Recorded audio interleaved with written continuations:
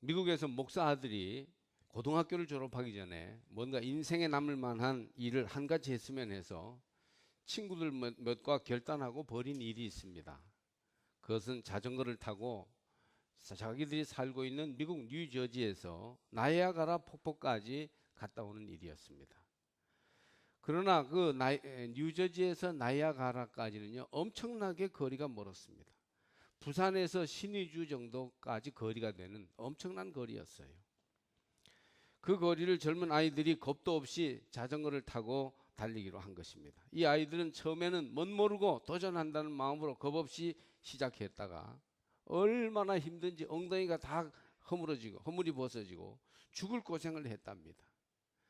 그래서 이제 나이아가라까지 다 가서 원래는 자전거를 타고 또 돌아오기로 했는데 도저히 돌아올 수는 없어서 그레이하운드 고속버스에 자전거를 싣고 그 버스에 타고 겨우겨우 돌아왔답니다.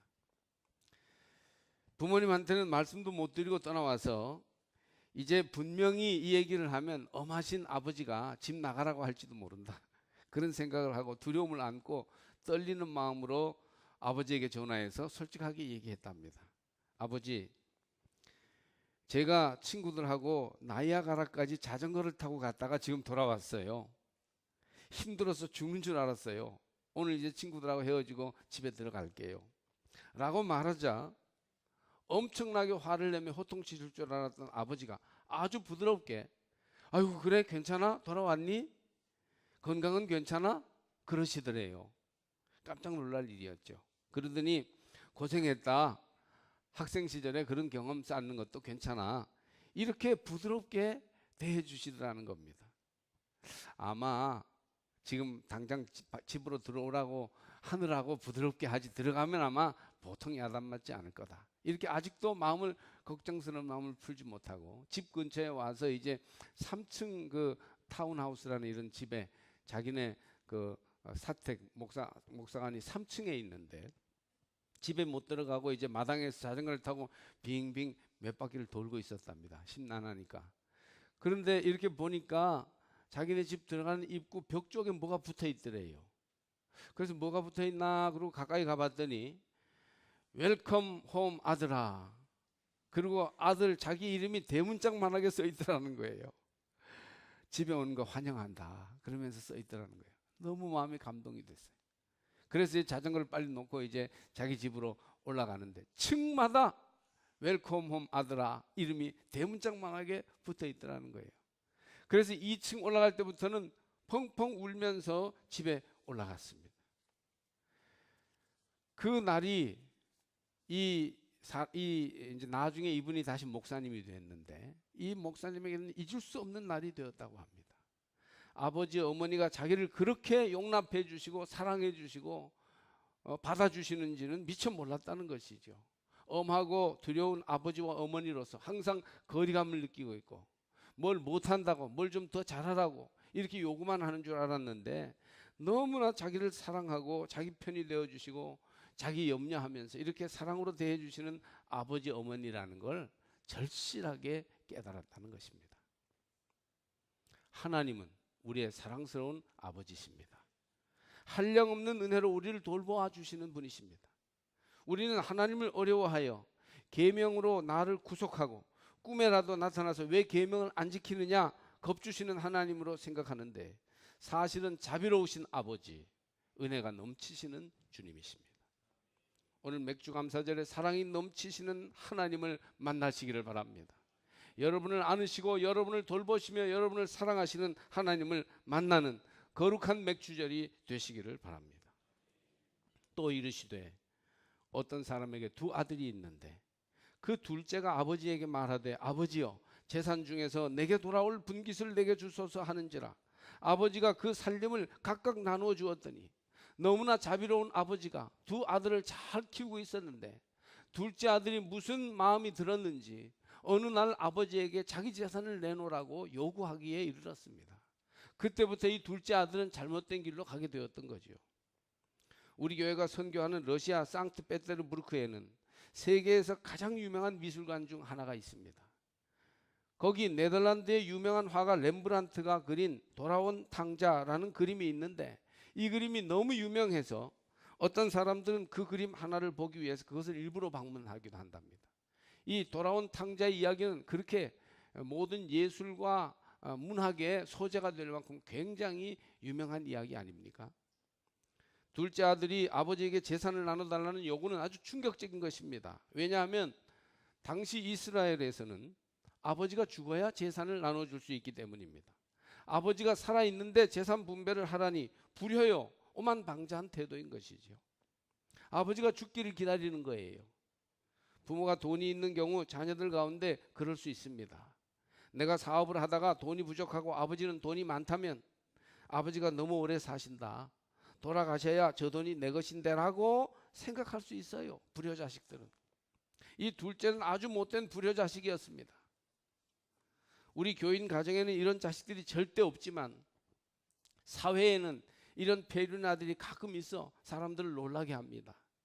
부모 재산 때문에 부모가 죽기를 기다리다가 일찍 돌아가시지 않으니까 살해했던 사람이 있습니다. 사회적으로요 아주 좋은 훌륭한 존경받는 직업을 가진 사람이에요.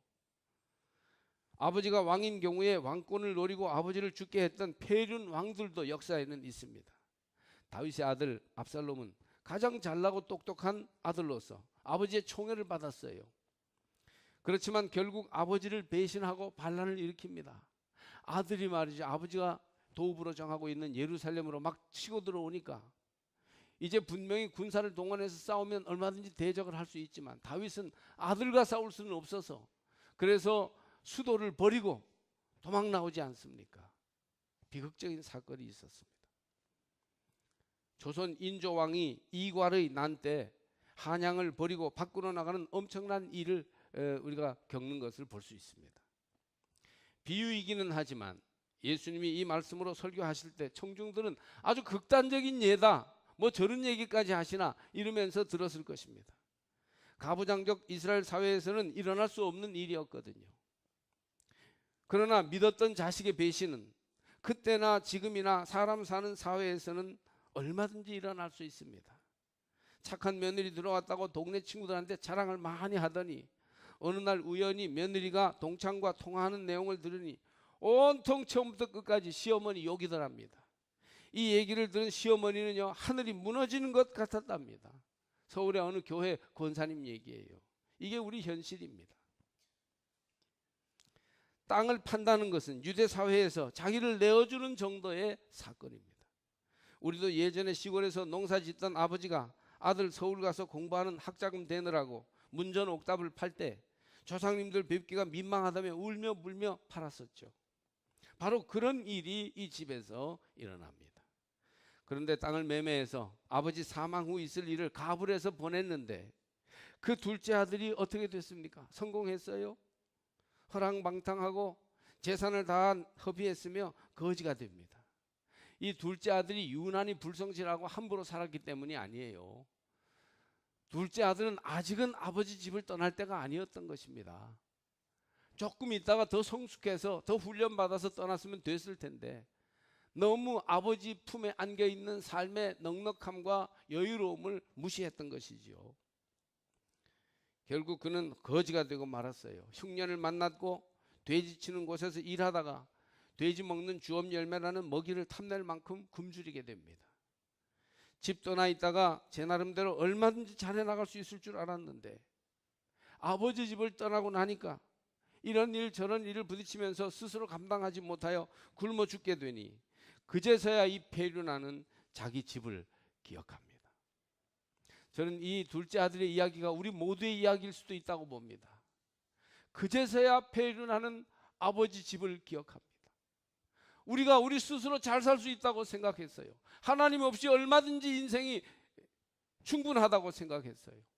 그런데 그런 우리의 인생은 결국 파멸에 이르게 되는 것입니다. 여러분 뭐니 말들 해도 우리는 전통적인 교회의 절기 맥추절에 교회로 나와 하나님께 예배하러 아버지 집에 온 것입니다. 하나님께서 웰컴 홈, 네가 어떤 짓을 했든지 어디로 가 다녔든지 이제 잘 왔다 하시면서 우리를 맞아주시고 품어주시니 이 안이 행복입니까? 여러분 현대인들은 너무 똑똑한 게 탈이에요. 아버지 앞에서 조금 바보가 되고 어리숙해질 필요가 있습니다. 우리는 아직 어린 아들이에요. 어린 딸이에요. 우리가 그리 하나님 제쳐놓고 할 수 있을 만큼 성숙하지 못했어요. 아버지 품, 아버지의 인도를 아직은 의지해야 삽니다. 교회를 멀리하고 돈 벌어 그것 가지고 자기 쾌락과 자유를 추구하는 그런 삶을 살면 하나님이라는 굴레 제약을 벗어나서 자유롭게 내 마음대로 살았으니까 큰 행운이라도 만날 줄 알지만, 하나님 없는 인류의 역사는 전쟁과 광기 때문에 점점 파멸로 가고 있지 않습니까? 문명이 발달할수록, 경제가 좋아질수록 행복하지 않고 외롭고 힘든 것 아니겠습니까? 이 모든 현대생활의 신호들은 우리로 하여금 아버지의 집으로 돌아가라고 우리를 깨우쳐주고 있습니다. 둘째 아들은 아버지를 떠나 살다가 굶어 죽을 지경에 도달해요. 17절 말씀이죠. 그래서 결단합니다. 18절 19절을 보니까 내가 일어나 아버지께 가서 이르기를, 아버지, 내가 하늘과 아버지께 죄를 지었사오니 지금부터는 아버지의 아들이라 일컬음을 감당하지 못하겠나이다. 나를 품꾼의 하나로 보소서 하리라 하고, 17절에 보면 이에 스스로 돌이켜, 한번 따라해 보실까요? 이에 스스로 돌이켜. 이 말씀이 사실은 굉장히 중요해요. 영어로 came to himself, 그 자신에게로 와서, 이런 말이에요. 예? 제정신이 돌아왔다. 이제야 정신 차려 자기 자신이 되었다는 것입니다. 이제 스스로 돌이켜. 하나님 없는, 아버지 없는 삶이 파멸이요, 외로움이요, 세상 끝에서의 방황이요, 그 삶은 진정한 안일과 위로가 없다는 사실을 알고 이에 스스로 돌이켜서 이제 자기 자리로 돌아와서 생각해 보게 되었다는 것입니다. 내가 하늘과 아버지께 죄를 지었으니, 죄가 무엇입니까? 여러분, 죄가 뭐예요? 아버지 품을 떠나는 것, 하나님 품을 떠난 게 죄예요. 이 둘째 아들이 나가서 허랑방탕하고 재산을 낭비한 것도 잘못한 것이지만 사실은 아버지 집을 떠났기 때문에 이런 결과를 얻게 된 것이에요. 영적 파산, 심리적 파산이죠. 하나님 없이 살겠다고, 내가 주인으로 내 인생을 경영하며 살겠다고 생각하는 것이 죄입니다.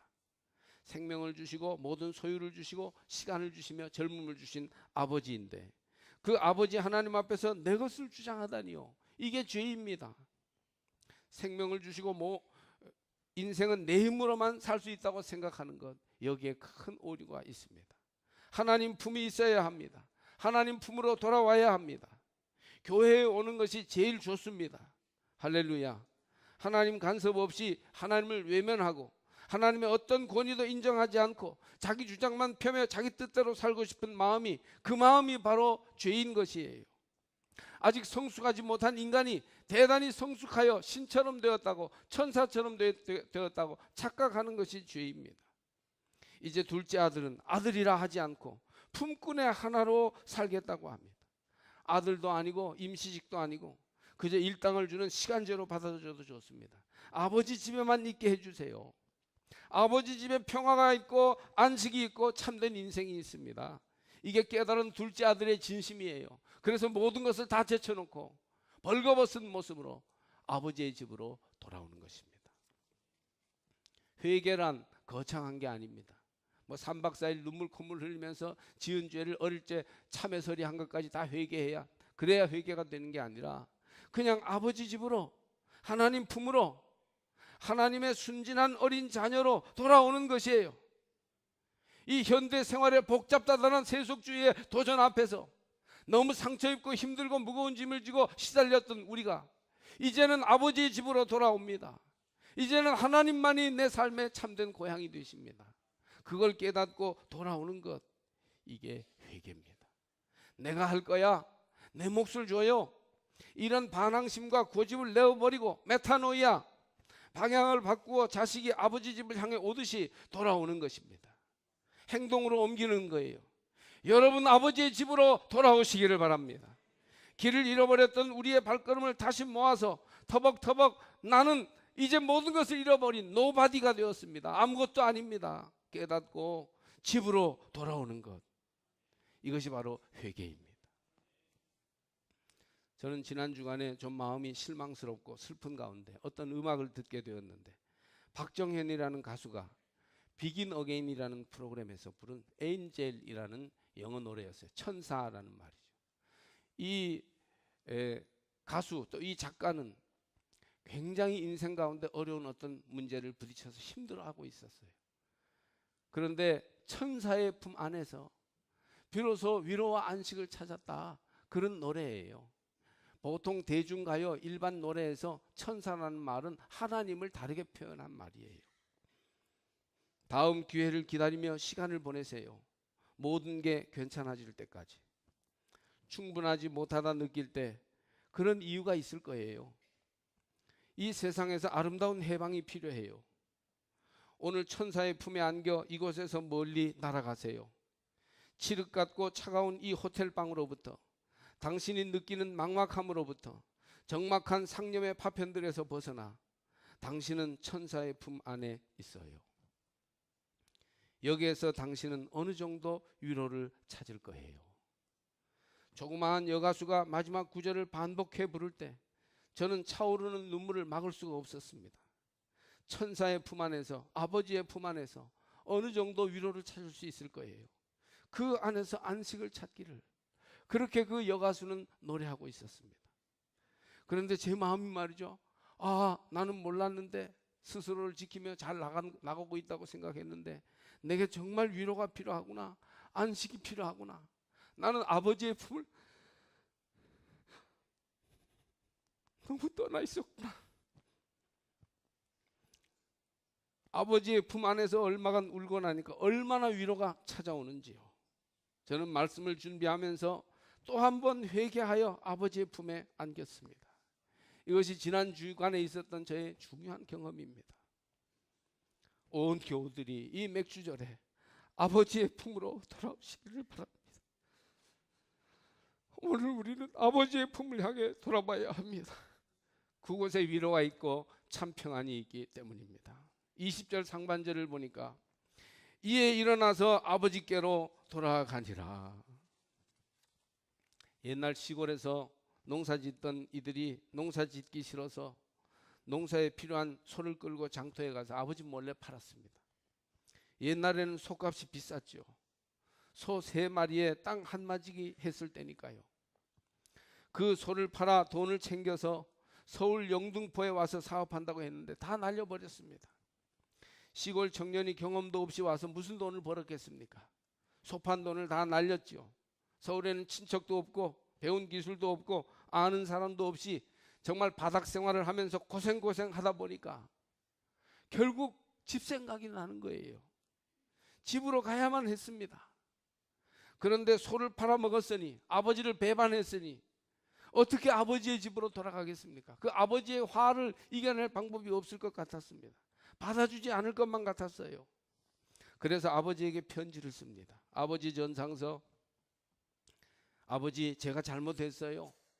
소 판 돈을 다 날렸어요. 집에 가고 싶어도 아버지 무서워 못 갑니다. 제가 아무 날 아무 일에 장항선 기차 타고 내려갈 것인데 만약 나 같은 저라도 용서하시면 그 표시로 마당에 있는 대추나무에 흰 수건 하나 매달아 주세요. 그러면 그것 믿고 제가 집에 들어갈랍니다. 불효자식 올림. 날짜가 되어 장항선 기차를 타고 갔습니다. 집 근처가 보였습니다. 가슴이 조마조마했어요. 바깥 마당에 있는 대추나무에 흰 수건이 걸려 있을까? 집 근처에 오니 멀리 바깥 마당에 있는 대추나무가 보입니다. 그동안 아버지를 배반하고 아버지 마음을 아프게 하고 내 멋대로 잘할 수 있다고 그 귀한 소를 가지고 나와서 소 판 돈으로 살 만큼 살았는데 절대 나를 용서해 주지 않으실 거야. 나를 용납하지 않으실 거야. 그런데 대추나무가 이상했습니다. 바깥 마당에 있는 대추나무가 눈도 오지 않았는데 하얗게 되어 있었습니다. 혹시 아들이 수건을 보지 못하고 집에 들어오지 못할까 봐 그 집에 있는 이불보를 다 꺼내서 대추나무 가지에 10개도 넘게 걸어 놓았기 때문입니다. 대추나무의 용서의 하얀 이불보, 그것이 가득 매달려 있었습니다. 이것이 부모의 마음이요 사랑인 것입니다.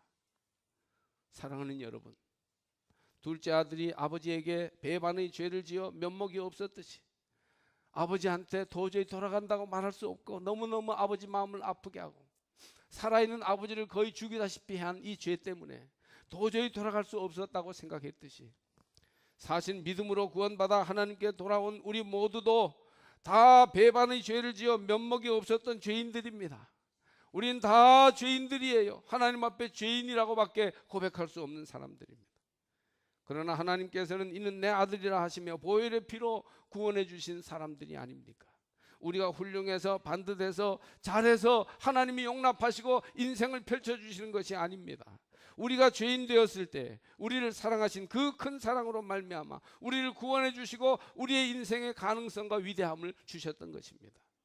곧 우리가 원수 되었을 때에 그의 아들의 죽으심으로 말미암아 하나님과 화목하게 되었은즉 화목해 된 자로서는 더욱 그의 살아나심으로 말미암아 구원을 받을 것이니라.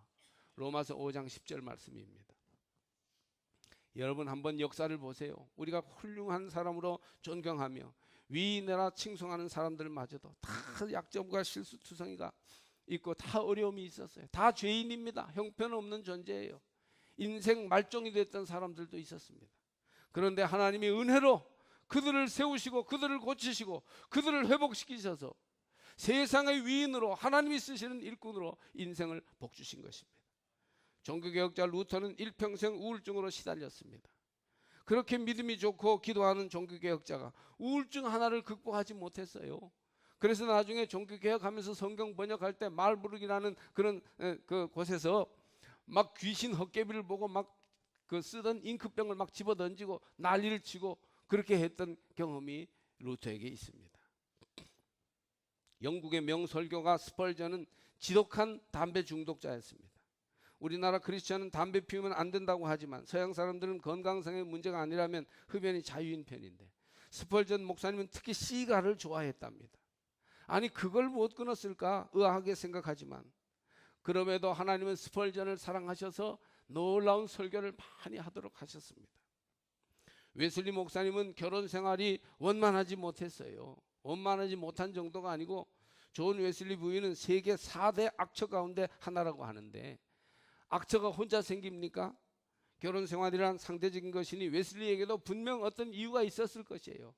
목회를 감당할 수 없을 만한 약점을 가지고도 위대한 감리교회의 창시자가 되며 영국 사회를 변화시키는 그런 부흥운동의 선구자가 되었습니다. 하나님이 이렇게 문제가 많고 약점이 있는 사람들을 받으시고 사랑하시고 용납하심으로 주의 뜻을 이루셨습니다. 이 둘째 아들의 신앙의 역사 속에 우리 자신을 다 넣으시기를 바랍니다. 우리도 그렇습니다. 우리도 배반했습니다. 우리도 하나님 보시기에 옳지 못했습니다. 우리도 도저히 용납받을 수 없는 타락한 자식들입니다. 그러나 아버지께로 돌아올 때 은혜로 말미암아 우리 모두를 용납하시사 인생을 새롭게 하시는 줄로 믿습니다. 모든 것이 은혜입니다. 우리는 하나님의 은혜를 바라봐야 합니다. 거기에 구원이 있고 문제의 해결이 있습니다. 맥주절은 은혜를 기억하는 절기입니다. 아브라함도 많은 문제를 가지고 있었어요. 아들을 하나님께 드릴 만큼 헌신하였지만 약속을 기다리지 못하고 이집트 여인 하갈을 얻어 동침하기도 하였고 그게 얼마나 가정에 큰 문제가 되었습니까? 남방에 갔을 때는 아비멜렉에게 피해를 볼까 봐 두려워하여서 야비하게도 아내를 누이라고 속여서 아내가 되게 이뻤나 봐요. 그 누이라고 속여서 거의 아비멜렉의 방에 동침하도록까지 들어갈 뻔했어요. 하나님이 직접 개입하셔서 지켜주셨으니까 망정이지. 그런 술수를 쓰기도 했던 사람이 아브라함입니다. 그러나 하나님은 그 모든 약점과 연약함에도 불구하고 은혜를 내리시사 아브라함을 받으시고 복 주셨습니다. 교회는 은혜의 기관이며 성도는 은혜를 의지하는 백성들임을 잊지 마십시오. 우리가 객관적인 실력으로 보아서 어찌 독일 축구를 이길 수가 있습니까? 세계 1위인데 우리는 57위인데 그러나 이기지 않습니까? 1%의 가능성이 있을 뿐이라고 전문가들이 말할 때 그 말은 안 된다는 얘기입니다. 될 수가 없어요. 그러나 하나님은 축구 약소국 대한민국에게 한번 소리칠 기회를 주십니다.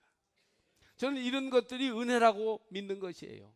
은혜가 아니고서는 하나님의 사랑이 우리 삶 속에서 충만하게 나타날 방법이 없습니다. 맥주절은 첫 열매를 바치는 절기입니다. 쌀이 한번 나오려면 농사꾼들이 88번을 손을 봐야 한다고 하지 않습니까? 한 번, 두 번은 내 노력이에요. 5, 6번까지 내 노력일 수 있어요. 그러나 88번의 모든 과정이 어찌 내 노력만으로 되겠습니까?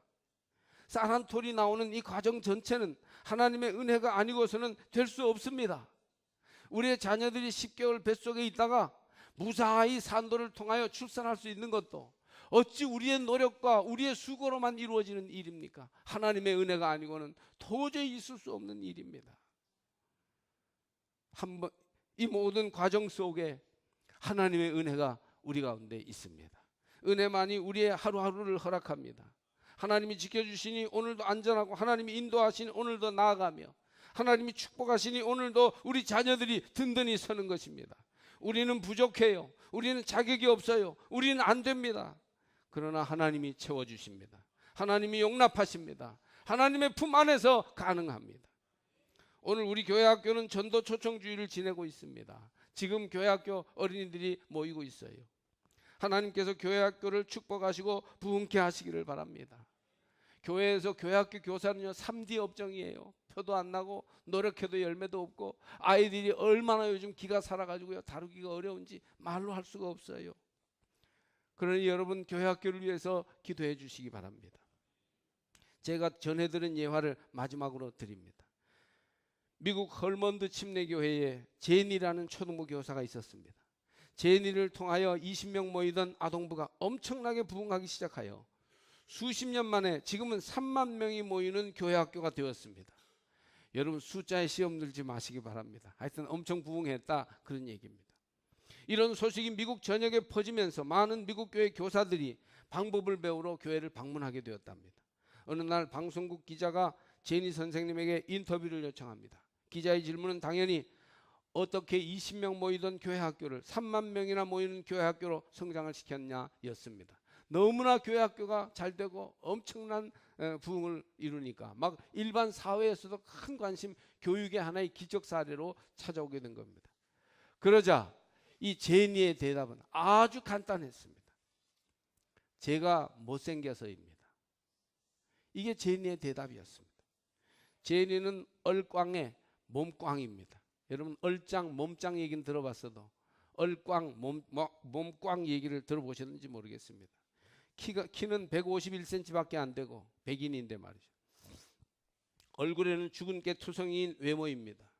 정말이지 본인도 거울을 보기 싫을 정도의 외모로 인해 상처가 많은 성장기를 지내면서 믿음으로 예수의 은혜로 그가 성장했던 것입니다. 이렇게 외모 때문에 힘들어하다가 생각해 보니까 이렇게 힘들어할 게 뭐 있나? 나는 하나님의 작품이니 은혜로 살아가자며 자기를 받아들이기 시작합니다. 이런 마음으로 아동부의 어린 영혼들을 진심으로 사랑하고 말씀으로 아이들을 돌보는 교사가 되었어요. 이 제니 속에 하나님의 은혜가 임하여 그의 삶 모든 것을 긍정적으로 받아들이며 삶을 아름답고 향기롭게 사니까 어린 아이들도요 상처가 많고 눌림이 있고 나름대로 뭔가 위로와 안식이 필요한데 집에 가도 안 되고 학교 가도 해결하지 할 수 없는 이런 문제를 제니 선생님 앞에만 오면요 너무너무 은혜가 충만하고 하나님의 빛이 그곳에 가득하니까 아이들이 마저 구름대와 같이 몰려 들어오게 된 것입니다. 결국 헐먼드 침례교회가 초등부 부흥의 위대한 사례로 우뚝 설 수 있었다고 합니다. 못생겨도 괜찮습니다. 죄와 실수로 과거가 더럽혀져 있어도 낙심하지 마십시오. 내세울 것 없고 가난하고 병들었어도 괜찮습니다. 많은 배움을 가지지 못했다고 주저할 것 없어요. 늙어서 힘이 없다고요? 어때요? 우리 모두는 늙습니다. 석양이 오히려 더 아름답지 않습니까? 기독교는 은혜의 종교입니다. 하나님은 여러분을 보배로운 당신의 자녀로 삼으시고 부르고 계십니다. 주님 안에 위로가 있고 평안이 있습니다. 이제 은혜로 돌아오시기를 주의 이름으로 권면합니다. 은혜 아니면 살아갈 수가 없어요. 아버지의 은혜로 돌아오는 것, 이것이 회개요. 이것이 구원의 길이요. 오늘 우리는 그럴 때 여기에서 천국을 맛보게 될 것입니다. 은혜 가운데 서면 참된 감사를 알게 되고 찬송과 기쁨으로 오늘을 살게 됩니다. 모든 것이 은혜입니다. 은혜를 회복하는 맥주절이 되기를 주의 이름으로 축복합니다.